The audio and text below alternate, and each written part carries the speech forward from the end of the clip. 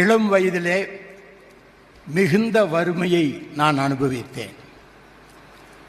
என் பெற்றோர் கிறிஸ்தவர்கள். ஆனால் தங்களுடைய பிள்ளைகளை காப்பாற்ற இயலாத நிலையில் இரண்டாவது உலகப் போரின் நேரத்தில் அவர்கள் வேலை கிடைக்கிறதே என்று கிறிஸ்தவர்களாக மாறினவர்கள். உண்மையாய் கிறிஸ்துவை ஏற்றுக்கொண்டவர்கள் அல்ல. கிறிஸ்தவ வாழ்க்கை அவரிடத்திலே நான் காணவும் இல்லை.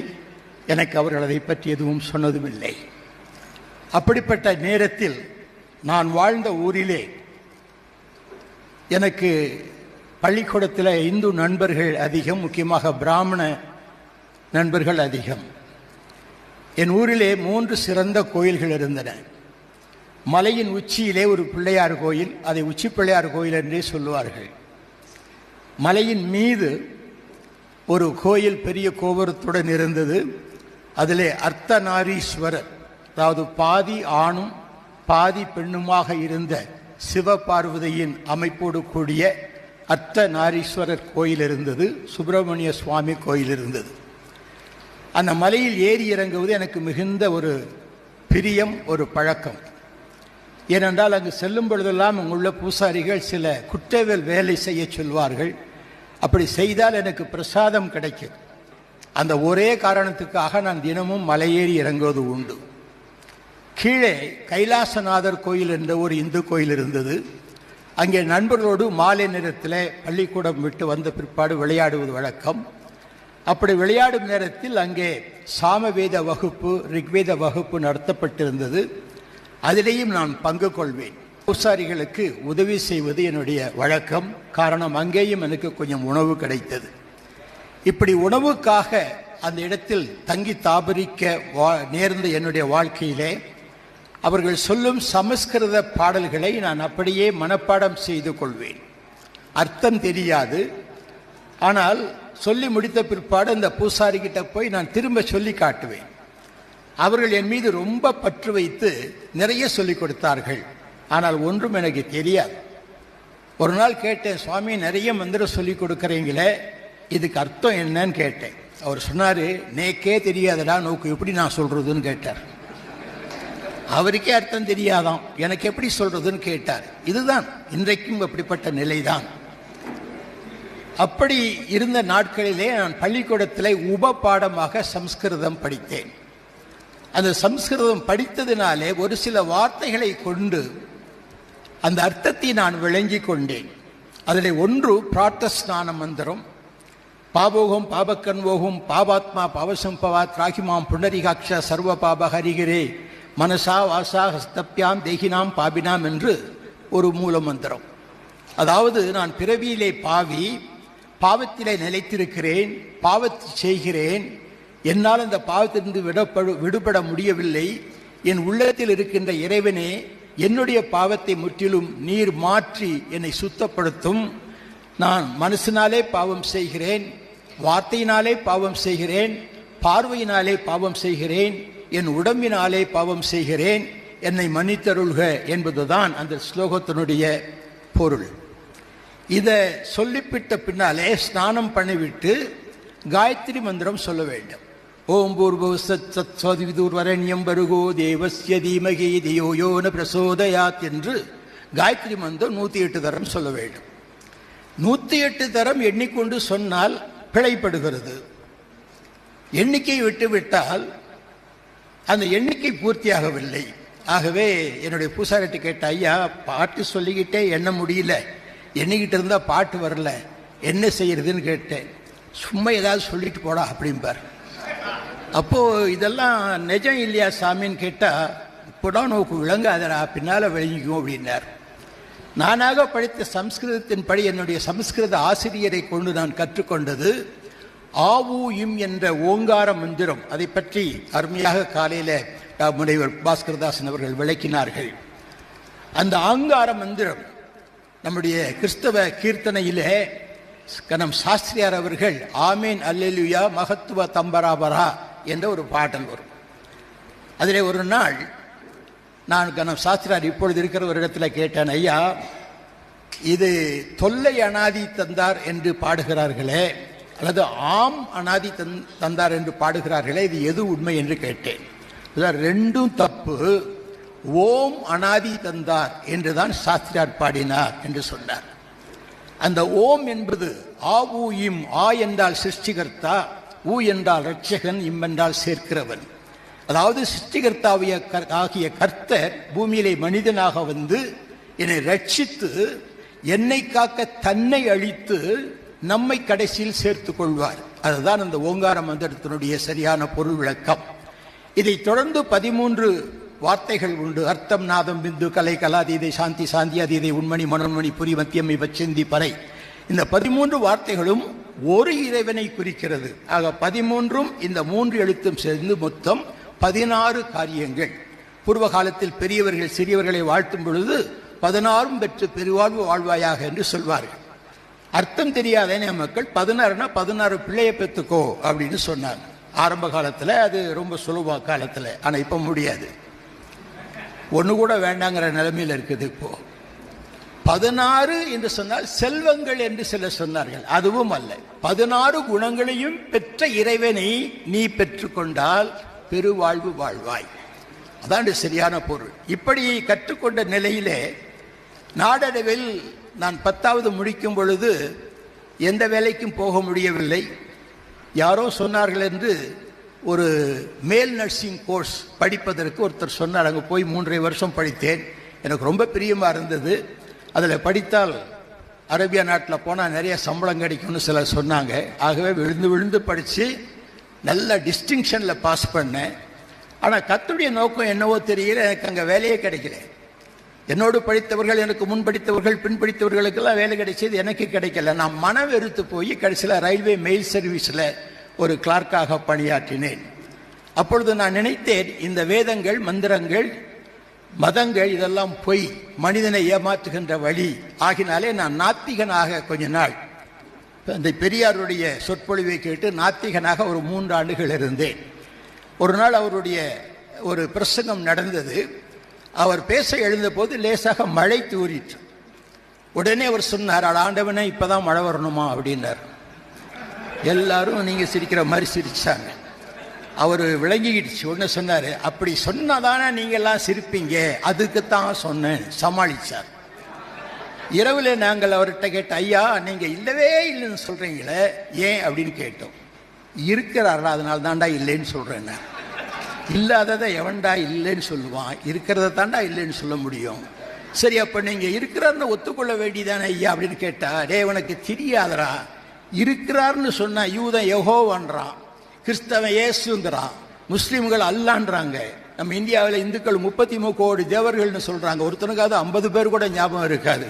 இந்த மாதிரி நிலையில ஏண்டா இதை மார்கட்டிட்டாலும் ஒரேடியா இல்லைன்னு சொல்லிட்டு இருந்தார். ஆகவே தந்தை பெரியார் அவர்கள் கடவுள் மறுப்பு கோட்பாடு உடையவர் அல்ல. ஆதியிலே சாதி இல்லை என்று சொன்னார். ஏனென்றால் அவர் படித்த வகுப்பிலே பிராமணனுக்கு தனி தண்ணீர் பானையும் தனி டம்ளரும் தனி இடத்துல இருக்கும், மற்றவர்களுக்கு வேறு பானையிலே தண்ணீர் இருக்கும். இதை அவர் எதிர்த்து சாதி இல்லை என்று சொன்னார். சாதியை வேதம் சொல்லுகிறது என்று சொன்னார்கள், வேதம் இல்லை என்று சொன்னார். வேதத்தை ஆண்டவன் கொடுத்தார் என்று சொன்னார்கள், போட ஆண்டவனே இல்லைன்னு சொல்லிட்டார். இதுதான் அவருடைய வளர்ப்பு, அவருடைய வாழ்க்கையில் கண்ட காரியம். அவரோடு 3 ஆண்டுகள் நான் பழகி இருக்கிறேன். தற்போது உள்ள வீரமணி அவர்களெல்லாம் அப்பொழுது நாங்களெல்லாம் ஒரு இளைஞர் கூட்டமாகத்தான் இருந்தோம். அநேகமாக எனக்கும் அவருக்கும் ஒரு வயதுதான் இருக்கும். அப்படி என்னுடைய வாழ்க்கையில் நான் பலவிதமான மாற்றங்கள் அடைந்து கடைசியில் பாவத்தை செய்து இதிலாவது சந்தோஷப்படுவோம் என்று மிகவும் கொடிதான பாவங்களை செய்ய ஆரம்பித்த போது என்னுடைய மாமா ஒருவர் சொன்னார், இவனுக்கு ஒரு கிறிஸ்தவ பொண்ணை கல்யாணம் பண்ணி வச்சிருங்க, அவன் சரியாயிடுவான். அப்படி அவருக்கு என்ன நினைப்போ, கிறிஸ்தவ பொண்ணை கல்யாணம் பண்ணா புருஷன் சரியாயிடுவான் அப்படின்ட்டு ஒரு ஐடியா கொடுத்தாரு. எங்க அம்மா அவரையே பார்க்க சொல்லிட்டாங்க. அவங்க ஒரு பொண்ணை கொண்டாந்து, ஒரு பொண்ணு இருக்குது, அந்த பொண்ணுக்கு நீ வாழ்க்கை கொடுப்பியா, பெருசா பெரிய கட்சி இதெல்லாம் போய் பேசுறிய, சமத்துவம் வேணும்னு சொல்றிய, ஏழைகள் பணக்காரரை கட்டணும், படித்தவங்க படிக்காதவங்களை கட்டணும், கருப்பாக இருக்கிறவங்க வெள்ளையா இருக்கிறவங்களை கட்டணும்லாம் சமதர்மம் பேசுறிய. நான் சொல்ற பொண்ணுக்கு உன்னையோட 5 வயசு அதிகம், அவங்க தங்கச்சிக்கு மூளை சரியில்லை, அவங்க ஃபாதருக்கு மொத்தம் 6 பிள்ளைங்க, அவங்கெல்லாம் இப்போ படிச்சுட்டு இருக்கிறாங்க, அவருடைய மனைவி இறந்து போனாங்க. இந்த நிலையில் இந்த பொண்ணுக்கு கல்யாணம் ஆகலை. இந்த பொண்ணுக்கு நீ வாழ்க்கை கொடுப்பியா? இப்படிதான் கேட்டார். நான் கண்ணை மூடிட்டு சொல்லிட்டேன், வாழ்க்கை கொடுப்பேன்னு சொல்லிட்டேன். நான் பார்த்ததே இல்லை, கொடுப்பேன்னு சொல்லிட்டேன். அதுக்கப்புறம் தான் பொண்ணு பார்க்க போகணும்.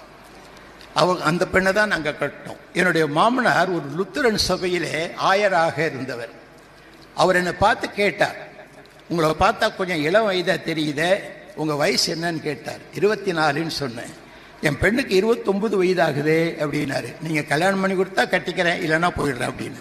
இல்லை இல்லை இல்லை, நீங்கள் கல்யாணம் பண்ணிக்கோங்க. அவருக்கும் எப்படியாவது அந்த மகளை மூத்த மகளை கட்டி கொடுக்கும். என்னுடைய மனைவி இங்கே தான் வந்திருக்கிறாங்க. அப்போ இப்படிப்பட்ட நிலையிலே வாழ்ந்த என்னுடைய வாழ்க்கையிலே குடும்பம் நடத்த தெரியாமல் பாவங்களை தண்ணீரை போல குடித்து பலகாரம் போல சாப்பிட்டு என்னுடைய சரீரத்துக்கு கேட்டியும் குடும்பத்துக்கு நாசத்தையும் மனைவிக்கு கண்ணீரையும் குடும்பத்துக்கு தொல்லையையும் கொடுத்து கொண்டிருந்த என்னுடைய வாழ்க்கையிலே ஏராளமான கடன் ஏற்பட்டதினாலே நான் வாழ பிடிக்காமல் தற்கொலை செய்து கொண்ட போது 1967ஆம் ஆண்டு மே மாதம் 14ஆம் தேதி மாலை 7 மணி அளவிலே என்னுடைய அலுவலகம் பூந்தமல்லி ஹைரோடில் இருந்தது. அங்கிருந்து சேத்பட்டில் வந்து ரயில் பிடித்து நான் தாம்பரத்துக்கு செல்ல வேண்டும். அப்படி ட்ரெயினில் வரும்போது எனக்குள்ளே ஒரு ஒரு ஒரு ஏதோ ஒன்று நடந்தது. ஏன் வாழ்கிறாய், செத்து தொலைகிறது என்ன என்று ஒரு சத்தம், எனக்குள்ளே ஒரு போராட்டம். நான் உடனே நேர ட்ரெயின் கதவுக்கிட்ட வந்துட்டேன், கீழே குதிச்சு செத்துடலான்னு சொல்லி. இப்படி குதிக்க போகிற நேரத்தில் பாவங்களை மறைக்கிறவன் வாழ்வடைய மாட்டான் என்று ஒலிபெருக்கி மூலமாக ஒரு சத்தம் என் காதில் விழுந்தது. அதை கேட்டு நான் குதிக்காமல் நின்று விட்டேன். நான் என் வாழ்க்கையை நாசமாக்கி கொள்வதற்கு பாவம்தான் காரணமா? இந்த பாவத்தை பற்றி எனக்கு சிறுவையிலே சமஸ்கிருத ஸ்லோகத்தில் படித்திருக்கிறேனே, அந்த பாவத்துக்கு ஒரு பரிகாரம் வேண்டுமே, அதையும் நான் படித்திருக்கிறேன். வேதத்தில் உண்டு, பிரஜாபதிர் தேவப்பியகும் அத்மானம் யஜ்யம் கிருதுவா பிராய்ச்சித் என்று தாண்டிய மகாபிராமணம் சாமவேதத்தில் சொல்லப்பட்டிருக்கிறது. பிரஜாபதியாகிய கடவுள் நம்முடைய பாவத்திற்காக தானும் ஒரு சரீரத்தோடு வந்து தானே அதை பலியாக கொடுப்பார். அதே போல இன்னொரு ஸ்லோகம் உண்டு, சர்வ பாவ பரிகாரோ ரத்த பிரதோஷம் அவசியம் ரத்தம் பரமாத்ம புண்ணியம் தானவெளி யஜ்யம். நம்முடைய பாவங்கள் சகல பாவங்களுக்கும் ஒரு நிவாரணம் வேண்டுமானால் பிரதோஷனம், இன்னைக்கு பிரதோஷம் ஓடுறாங்க இந்துக்கள் இங்கே அங்கேயும். அந்த பிரதோஷம் என்ன பிரதோஷம்? ரத்த பிரதோஷம் அவசியம். ரத்தத்தினாலே கழுவப்படுதல் வேண்டும். தத் ரத்தம், அந்த ரத்தம் பரமாத்மனோட புண்ணியம், ஆண்டவனுடைய கிருபை. எப்படி? அவர் தன்னைத்தானே பலியாக கொடுப்பதனாலே. பானபலி யஜ்யம், தன்னை பலியாக தானமாக கொடுப்பார். இந்த ஸ்லோகம் எல்லாம் என்னுடைய நினைவுக்கு வந்தது. அவரை குறித்து அவர் எப்படி பாடுபடுவார் என்று பிரஜாபதியினுடைய பலியை குறித்து நான் படித்திருக்கிறேன். அதெல்லாம் என் மனதிலே நின்றது. இப்படியெல்லாம் நான் படித்தும் எனக்கு வாழ்க்கையில ஒரு சுகமும் இல்லையே என்றுதான் நான் தற்கொலை முயற்சிக்கு போனேன். என்னை தானாக பாவம் ஆட்கொண்டது. அந்த நாளில் நினைத்து கொண்டு அடுத்த ரயில்வே ஸ்டேஷன்ல இறங்கிவிட்டேன். சேத்பட்டில் ஏறி நுங்கம்பாக்கத்தில் இறங்கினேன். அங்கிருந்து நடந்து சென்று அந்த பிரசங்கம் நடத்திய இடத்தை கண்டுபிடித்து அங்கு சற்று நேரம் நின்று கேட்டபோது அவர் பாவத்தை குறித்து பேசினார். அது எனக்கு நன்றாக தெரியும். ஏனென்றால் சமஸ்கிருத வேதத்திலே பாவபல் நரகாதி மாஸ்து, பாவத்தினுடைய பழம் நரகம் என்றே போட்டிருக்கிறது. ஆகவே அந்த பாவத்தை குறித்து எனக்கு நன்றாக தெரியும். ரோகு தோகு சுத்த பலவானு பந்தன் வேஸ்தானிச்சே ஆத்ம அபராத விஷ்ணாம் பலானி தேகானி ஏகினாம் என்று சொல்லி ஒரு பாவத்தினுடைய பழம் என்ன?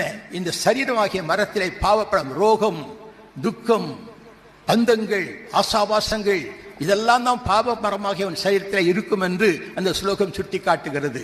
ஆகவே பாவத்தை குறித்து எனக்கு நன்றாக தெரியும். ஆனால் பாவ நிவாரணத்துக்கு வழி இல்லையே, பாவம் போக்கும் வழி இல்லையே. எனக்காக எந்த தெய்வம் என் பாவத்தை ஏற்றுக்கொள்வார்?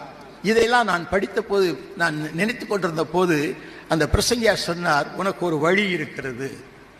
நான் கொஞ்சம் உற்சாகமடைந்தேன். என்ன வழி அது என்று யோசித்து பார்த்தேன். அவர் சொன்னார், இயேசு கிறிஸ்து இந்த உலகத்தில் மனிதனாக வந்து உன் பாவங்களுக்காக தன் சரீரத்தை பலியாக கொடுத்து உனக்காக ரத்தம் சிந்தி உன் வேதனைகளை எல்லாம் தன் மீது சுமந்து கொண்டு அவரை ஏற்றுக்கொள்கிற அத்தனை பேருக்கும் மீட்பை கொடுக்கிறார். அவர் தமது அன்பினாலே அதை செய்கிறார் என்று அவர் பிரசங்கித்தார்.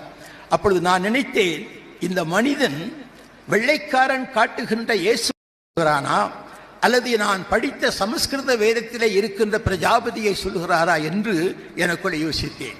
அப்படி யோசித்துக் கொண்டிருக்கும் காலை அந்த பிரசங்கியார் என்ன சொன்னார், இந்த இயேசு யாருக்கு வேண்டும், முன்னுக்கு வாருங்கள் என்று சொன்னார். ஒரே ஓட்டமாக ஓடிவிட்டேன். ஏனென்றால் நிச்சயமாக ஒரு இயேசு தான் இருப்பார், எனக்கு முன் யாரும் போய்விட்டால் எனக்கு கிடைக்க மாட்டாரே என்று ஓடி போய் மேடை மீது ஏறிக்கொண்டு நான் தான் முதல்ல வந்து எனக்கு இயேசுவை கொடுங்கன்னு கேட்டேன். இப்படித்தான் இயேசுவை நான் ஏற்றுக்கொண்டேன். இந்த இயேசுவை ஏற்றுக்கொண்டதின் அற்புதம், ஒரே நாள் இரவிலே என்னுடைய பாவங்கள் அத்தனையும் கழுவப்பட்டதை உணர்ந்தேன். அடுத்த நாளே நான் அத்தனை பாவத்திலிருந்து விடுதலை பெற்றேன். என் நண்பர்கள் சொன்னாங்க, நீ திடீர்னு குடிக்கிறத நிறுத்தாத, கை காலெல்லாம் ஆடிரும் அப்படின்னாங்க. சொன்னவங்கெல்லாம் இன்னும் ஆடிக்கிட்டு இருக்கிறாங்க, நான் ஆடாமல் இருக்கிறேன். இப்போ எனக்கு 81 வயது முடிந்து விட்டது. நல்ல பிரயாணம் செய்கிறேன், பல இடங்களுக்கு செல்லுகிறேன், இன்னும் தேவனுடைய மகிமையை எடுத்து சொல்லுகிறேன். அந்த பாவம், அதை போக்க நான் எத்தனையோ உத்திகளை கையாண்டு பார்த்தேன், முடியவில்லை. ஆனால் இயேசுவை ஏற்றுக்கொண்ட அந்த ஒரு இரவிலே என் முழு பாவங்களும் மன்னிக்கப்பட்டதை உணர்ந்தேன். அந்த ஆனந்தத்திலே அழுது கொண்டே இருப்பேன். என் மனைவி பயந்து போய் எங்கள் மாமனாருக்கு தந்தி அடிச்சுட்டாங்க. இவருக்கு என்னமோ ஆகிப்போச்சு, எப்போ பார்த்தா அழுகிறாரு, எனக்கு பயமாக இருக்குது வாங்கன்னு சொல்லி. எங்கள் மாமனார் வந்து ஜன்னல் வழியாக என்னை பார்த்தார். நான் பார்த்துட்டு, என்ன மாமானே நல்லா இருக்கிறீங்களான்னு கேட்டேன். இப்போ தான் நல்லா இருக்கேன், இது வரைக்கும் பைத்தியக்காரனாக இருந்தேன், இப்போ தான் உண்மையாக நல்லா இருக்கிறேன், உள்ளே வாங்கன்னு சொல்லி அவருக்கு இதெல்லாம் சொல்லி, ஏன் மாமா நீங்கள் எனக்கு இந்த இதெல்லாம் சொல்லலை, நீங்கள் ஒரு பாஸ்டர் ஆச்சேன்னு கேட்டேன். அவர் சொன்னார், அப்படி ஏதாவது சொன்னால் நீ கோச்சிக்கிட்டு என் மகளை துன்புறுத்த ஆரம்பிச்சிட்டா என்ன பண்ணுறது, நான் தான் ஏற்கனவே துன்புறுத்திக்கிட்டு இருக்கிறேனே, இது வேற நீங்கள் சொல்லி துன்புறுத்தணுமான்னு சொல்லி அப்படி சோக கதையாக கண்ணீரோடு கூட என் வாழ்க்கையை புதிய வாழ்க்கையாக ஆரம்பித்தேன். இது என்னுடைய சிறிய சாட்சி.